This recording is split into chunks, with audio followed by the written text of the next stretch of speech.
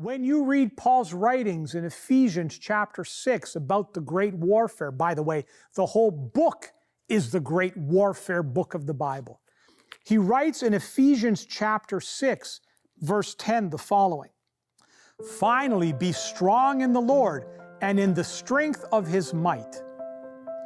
We are not fighting in the power of the Lord. That's why we don't get victory. He goes on to say in verse 12, "For we do not wrestle against flesh and blood, but against the rulers, against the authorities, against the cosmic powers over this present darkness, against the spiritual forces of evil in the heavenly places."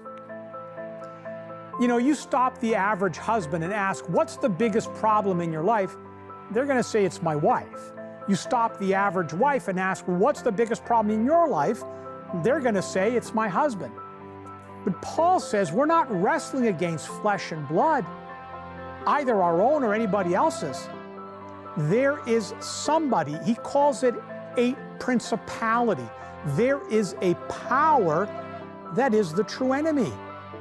So let's stop fighting with each other.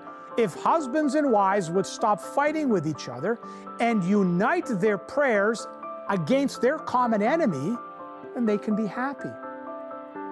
But what does the devil do? He gets us fighting. Husband against wife, parents against children. And then he stands back and he laughs up a storm. He got us going. He defeated us. And every time we're defeated, the more discouraged we get.